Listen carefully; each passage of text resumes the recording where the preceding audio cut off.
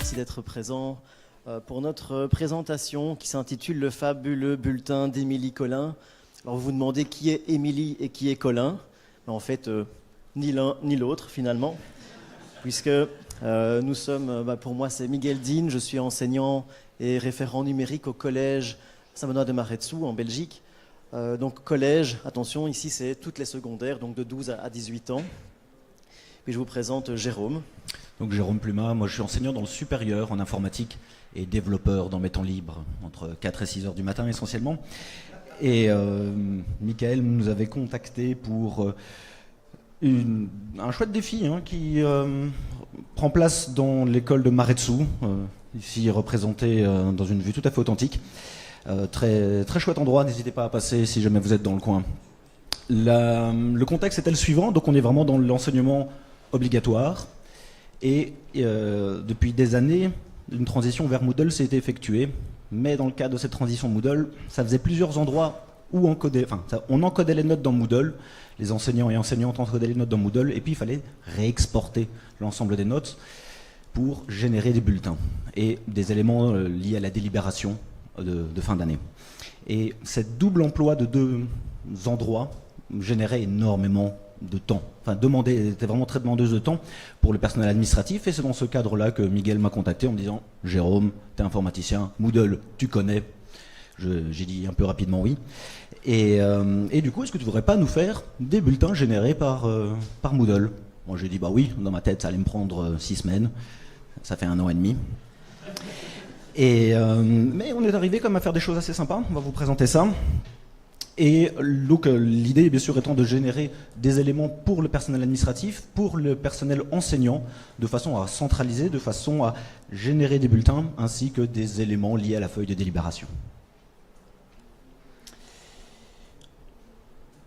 Donc l'idée, bien sûr, c'était qu'on voulait soulager, vous l'avez compris, une partie du corps enseignant et du personnel administratif. Les bulletins sont toujours une source de tension en fin d'année, que ce soit pour la date de remise, la verrouillage des notes. Miguel en a parlé hier dans une présentation d'un plugin qu'il a développé à ce sujet. Les bulletins, toujours une source d'un peu de stress et de frustration.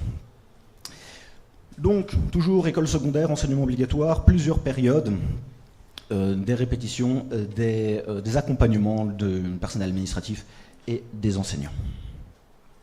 Le carnet de notes de Moodle, vous le connaissez tous et toutes, c'est quelque chose qui est vraiment très complet, qui est parfois un peu trop complet. On a bien sûr un suivi des évaluations par cours, on a un calcul des notes. Ce qui nous embêtait dans le carnet de notes, là, c'est que c'est vraiment propre à un cours. Ce qu'on voulait, nous, c'était rassembler en une seule interface l'ensemble des cours et l'ensemble des notes d'un étudiant, voire d'une classe.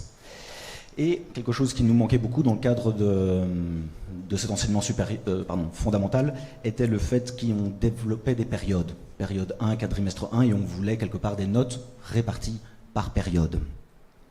On voulait également pouvoir permettre aux enseignants de mettre des commentaires et que ces commentaires se retrouvent également dans l'élément final du bulletin. Enfin, on voulait faciliter la tâche et donc exporter un grand nombre de PDF d'un coup, ainsi que des éléments de type CSV, type Excel, pour pouvoir avoir accès à la feuille de délibération. Peut-être un complément, pourquoi un PDF? Parce qu'on distribue toujours les bulletins scolaires sous format papier, et donc on a besoin d'une preuve écrite qui doit rester figée dans le temps, d'où l'exportation par PDF. Et donc la solution dans laquelle on est arrivé à l'heure actuelle, on a un petit plugin local qui s'intègre directement avec les carnets de notes dans Moodle. Donc on a défini au sein du carnet de notes des périodes sur lesquelles les enseignants rentrent leurs cotes, leur évaluation individuelle. Une pondération est effectuée, une somme pondérée est effectuée pour calculer une note. Donc tout ça doit être mis en amont, on vous en parlera dans un instant.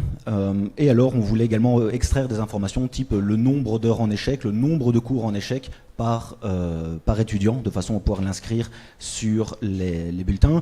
On voulait également pouvoir exclure certaines cotes lors de la génération du bulletin. On en a parlé, mais donc une note et un commentaire par période et par cours. Et alors des éléments un peu plus précis tels qu'un titulaire sur une classe, et donc on voulait également pouvoir permettre aux titulaires de la classe de permettre un commentaire global à l'étudiant, que cela se retrouve également sur le bulletin. On voulait des choses qui soient consultables à tout moment, de façon à ce que les enseignants puissent en amont vérifier que leur bulletin était correct. Le bulletin, quand on est titulaire d'une classe, on va vérifier que les bulletins sont corrects et pas sans rencontre la veille au soir. Et on voulait donc clôturer les bulletins, figer les données. Le camarade en a parlé un petit peu tout à l'heure. On fait des choses un petit peu similaires également. On a donc notamment tous ces éléments factuels qu'il faut rendre, des bulletins PDF, des feuilles de papier, mais on voulait également permettre, lors de la délibération, de permettre au personnel de voir, personnel du membre enseignant, de voir sur un écran les différents bulletins et de pouvoir dialoguer au sein du corps enseignant de différents cas particuliers. Et donc on a développé une interface HTML qui se permet également de se balader entre les différents bulletins de façon à pouvoir discuter des cas problématiques. PDF, on en a parlé, CSV, on en a parlé. Tout ça est bien sûr personnalisable, que ce soit le nom des périodes, que ce soit les logos de l'école, que ce soit des liens au niveau de l'interface web. On voulait pouvoir naviguer depuis le bulletin vers les cours, de façon à retrouver des informations qui peut-être n'étaient pas présentes sur le bulletin. Et alors à l'avenir, on a d'autres idées qu'on implémentera sans nul doute quand on aura un peu plus de temps. Alors pour mettre tout ceci en place, on a dû configurer la plateforme Moodle pour qu'elle puisse accueillir ce futur bulletin. Donc on a d'abord créé et dupliqué un seul carnet de notes sur l'ensemble des cours. Donc c'est-à-dire qu'on fait un squelette vide avec les différentes périodes qui sont pondérées elles aussi différemment en fonction des années, puisque les pondérations des périodes ne sont pas les mêmes en fonction des années. Point de vue administration et point de vue des notes, on est allé dans les réglages généraux, les réglages de catégories, réglages des éléments. On a aussi réglé les rapports pour qu'ils soient uniformes pour tous les cours.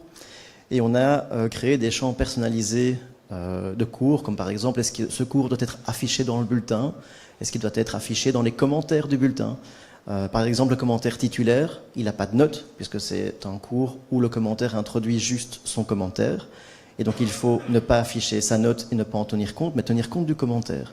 Donc ce sont des petits éléments qu'on va pouvoir mettre dedans, mais aussi les pondérations de chaque cours.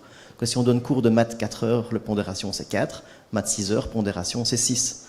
Pour le cours des sciences, c'est plus particulier encore. C'est biologie, chimie, physique 2 heures. Mais en fait, ces cours sont moyennés sur un cours qui s'appelle sciences, qui n'existe pas, parce que c'est la moyenne de chimie, bio, physique. Et donc, la moyenne se calcule sur la moyenne des sciences et pas sur les 2 heures de chaque cours. Et donc, on a une pondération de 6 sur un cours qui peut être globalement en échec ou pas. Donc, tout ceci sont des réglages qu'on doit faire et des contraintes techniques, finalement, qui ont été soumises à Jérôme. Alors, en pratique, avant les délibérations, bien sûr, chaque cours a la même structure du carnet de notes avec les différentes périodes et les enseignants ajoutent leurs éléments d'évaluation, les interrogations, les examens, les devoirs, qui sont essentiellement dans le secondaire des éléments d'évaluation qui se font en classe. Donc, ce sont pas des activités Moodle. Un Moodle ici d'un complément de l'enseignement présentiel, en 100% quasiment. Dans l'affichage simplifié, du carnet de notes, les enseignants vont encoder leurs notes, évaluation par évaluation ou par étudiant. Ils vont encoder aussi leurs commentaires dans le total de la période. Ils vont pouvoir, dans le rapport d'évaluateur, consulter les moyennes par élève et par élément d'évaluation. Et dans le rapport du participant, les élèves, éventuellement leurs parents, avec les codes de leur enfant, peuvent avoir accès à leur carnet de notes à tout moment. Et on voulait aussi axer sur la transparence, c'est-à-dire qu'entre 2 bulletins, les parents s'inquiètent souvent à savoir si leur enfant fait des progrès ou pas depuis le dernier bulletin, et donc ils peuvent à tout moment consulter les notes. Pour nous, c'était primordial. Pendant les délibérations, donc l'enseignant titulaire va choisir une classe, sa classe, plus les périodes qui sont évaluées. Il va générer les bulletins individuels en PDF. On va aussi générer une feuille de délibération, c'est-à-dire une feuille qui reprend la moyenne de tous les étudiants pour tous les cours sur une seule page PDF aussi. On va avoir une vue générale de la classe, mais aussi une vue générale par cours. Les commentaires peuvent être affichés ou cachés sur l'écran d'ordinateur. Ça permet à la direction qui va générer les bulletins pour les projeter sur grand écran de pouvoir rapidement lire les commentaires des enseignants qui sont dans le bulletin, éventuellement. Ou si un enseignant est absent pour une raison X ou Y, on peut consulter son avis aussi en direct. Et bien sûr, le commentaire du titulaire est affiché avec les autres. Après la délibération, on régénère les bulletins individuels qui sont figés en PDF, avec bien sûr une version papier qui est distribuée aux élèves et à leurs parents. Les catégories de notes sont verrouillées, donc on ne peut pas modifier les notes après les délibérations. Alors ça paraît évident, mais parfois ça arrivait. Bien sûr, la direction peut toujours modifier les notes si c'est nécessaire pour des cas de force majeure. Et les élèves et les parents téléchargent leurs bulletins via la plateforme. Ça, c'est ce qu'on voudrait mettre en place pour l'année prochaine, n'est-ce pas Jérôme? On étudie la solution. Alors les petits plus, on parlait d'ergonomie hier. Et le carnet de notes, on l'a dit, il est très, voire trop compliqué parfois. Et pour guider les enseignants dans l'encodage des notes, on a un peu simplifié le menu déroulant du carnet de notes. Donc vous avez ici à gauche le carnet de notes en bleu, tel qu'il est proposé par Moodle nativement. Et on a renommé certaines catégories. Par exemple, l'affichage simplifié. Celle-là, on va encoder les notes. Donc on l'a remplacé par encodage des notes, par exemple. C'est beaucoup plus parlant pour les enseignants. Rapport du participant, on a appelé ça vue de l'élève, peut-être plus parlant aussi pour l'élève, pour ses parents et pour les enseignants. Et la configuration du carnet de notes, on l'a renommé en structure du carnet de notes. Mais ce menu reste quand même très fouillé. Et donc pour les enseignants, on l'a réduit encore. Donc ça, c'est la vue que vous avez à droite avec le rôle enseignant, où on a vraiment restreint à certains éléments, où les enseignants peuvent choisir la vue détaillée des notes, ou l'encodage des notes, ou la vue de l'élève. C'est les trois onglets qu'ils vont utiliser le plus souvent pour contrôler leurs notes.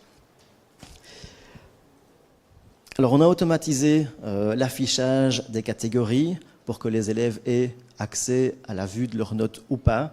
Parce que quand on délibère, il ne faut pas que les élèves aient accès à leurs notes, surtout en période d'examen. Donc on les a cachés par une automatisation cron avec un fichier SQL, mais en fait, depuis qu'on a écrit ceci, on a changé, on a fait un plugin qui le fait tout seul. Donc c'est beaucoup plus facile. Il est en cours de finalisation. Et on va aussi pouvoir verrouiller et déverrouiller les notes. Comme je l'ai dit, après une délibération, on fige les notes. Donc si on veut résumer un petit peu les avantages de cette solution, on a vraiment beaucoup allégé le travail des admins au sein de l'école, avec cette suppression de doublons d'encodage et de jonglage entre deux systèmes. On s'est beaucoup mieux réaligné avec les évaluations telles qu'elles étaient réellement proposées aux étudiants.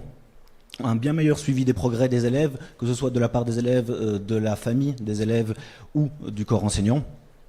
Une beaucoup plus grande transparence avant tout cela et se retrouver à différents endroits dans Moodle, vous connaissez très bien. Et maintenant, on se retrouve avec un seul et unique endroit pour tout avoir. C'est quand même plus intuitif, surtout pour des jeunes élèves. La communication au sein de l'école et entre l'école et l'extérieur et c'est bien amélioré. On pense à d'autres idées telles que l'intégration des compétences, nous en reparlerons l'année prochaine peut-être. Supervision complète de la direction, ça permet vraiment la facilité au niveau de l'utilisateur. Là, c'est mon côté informaticien qui va reprendre. Ils ont la main sur beaucoup de choses, ils voient comment ça se passe, ils n'ont pas peur des nouvelles solutions. La solution actuelle ne modifie que très peu les bases de données de Moodle. On vraiment se balade et on extrait des bases de données grâce à des formes de configuration, on vous en a parlé. On réextrait des bases de données et on construit en live le bulletin. On ne modifie que très peu la base de données, même si ces derniers temps on a refait quelques petites choses pour se simplifier la vie. Et alors il y a clairement un gain de temps, une clarté et une cohérence et une bien meilleure clarté au sein de la plateforme. Donc tout le monde est bien plus content. À quoi ça ressemble? Ici, vous avez une petite idée de l'interface web qui a été développée. On est donc dans le fondamental. Tout s'oriente autour de la classe et non pas autour du cours. Première étape, choisir la classe dont on veut générer les bulletins. Ici, la classe 1A. On a des catégories de départ et des catégories finales. Je veux générer mes bulletins sur la période 1 à la période 3. Ça nous permet de sélectionner les catégories.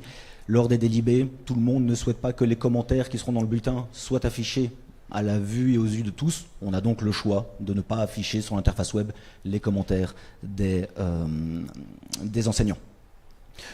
On sélectionne, ça génère une partie des choses, on permet de gérer certains droits utilisateurs.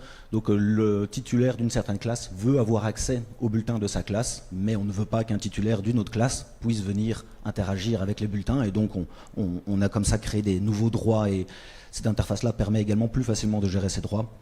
On génère les bulletins, et comme vous le voyez ici, hein, on a un petit lien assez facile, télécharger le fichier zip. Et dans le fichier zip se trouvent tous les bulletins de la classe, ainsi que les feuilles permettant la délibération de type CSV Excel. Le bulletin, à quoi ça ressemble ici? Vous voyez un bulletin extrêmement classique dans le fondamental, colonne de gauche, la liste des cours, et puis par période, la liste des points qu'on retrouve chez chacune.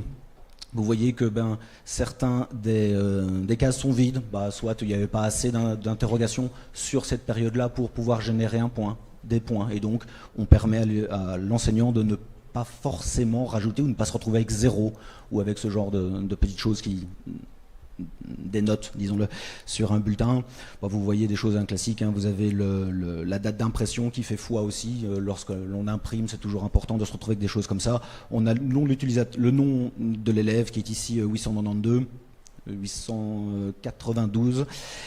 La classe, le nom du titulaire, et puis dans la colonne la plus à droite, donc vous avez sur chaque période les points, et puis la moyenne de l'année, ou la moyenne sur toutes les périodes de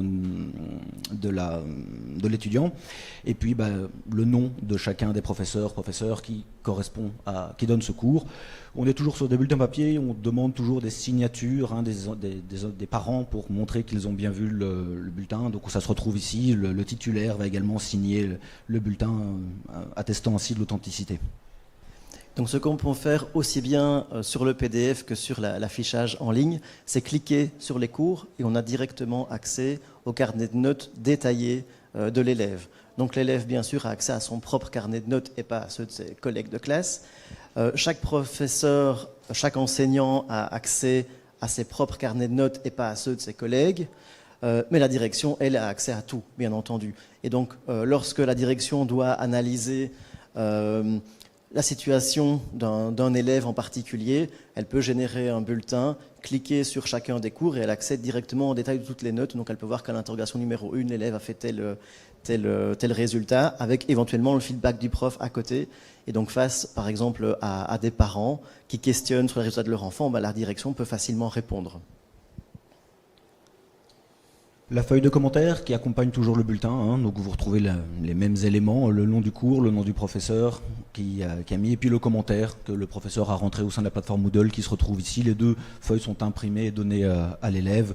On retrouve les mêmes informations, la période, la date d'impression, etc., etc. Je vais un peu vite parce que le temps nous est compté, et je sais que Miguel... On tient à remercier toutes les personnes qui nous ont fait confiance dans ce projet. D'abord, je remercie Jérôme, hein, qui a osé monter dans le bateau avec nous. Parce qu'en fait, si ce projet a vu le jour, c'est bien grâce à Jérôme.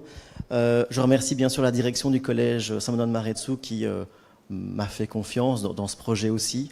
Parce qu'on voulait changer de bulletin électronique et on a choisi de le faire sur Moodle. Ce projet me trotte dans la tête depuis 2017, donc ça fait un paquet d'années déjà. Ça fait réellement 4 ans que j'y réfléchis plus en profondeur, et donc ça fait 1 an et demi qu'on collabore vraiment. On se contacte très souvent d'ailleurs à propos de ça, toutes les semaines quasiment.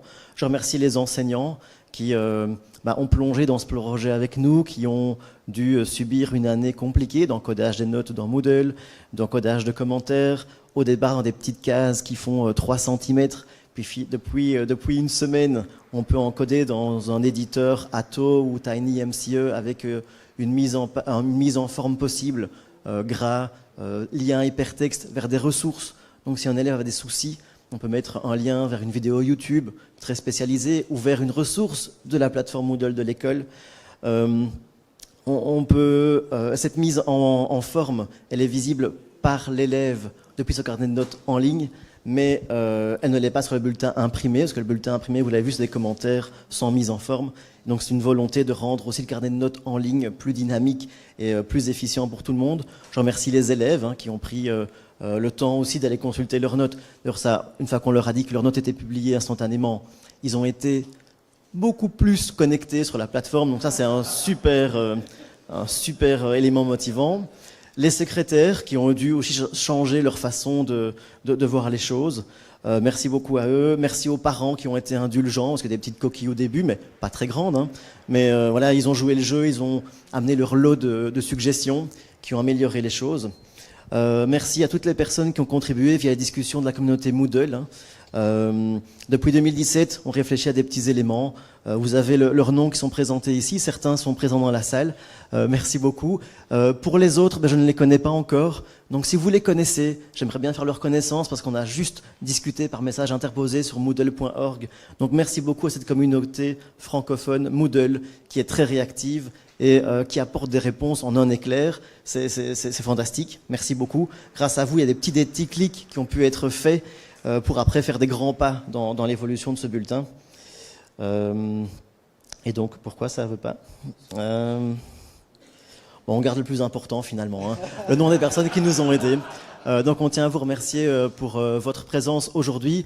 Si vous voulez nous contacter, nos adresses e-mail devraient être affichées sur l'écran, mais vous avez accès à l'espace de cours, bien sûr, sur lequel on a mis la présentation. Et si vous avez des suggestions, vous voulez l'adopter, n'hésitez pas à nous contacter. Merci beaucoup.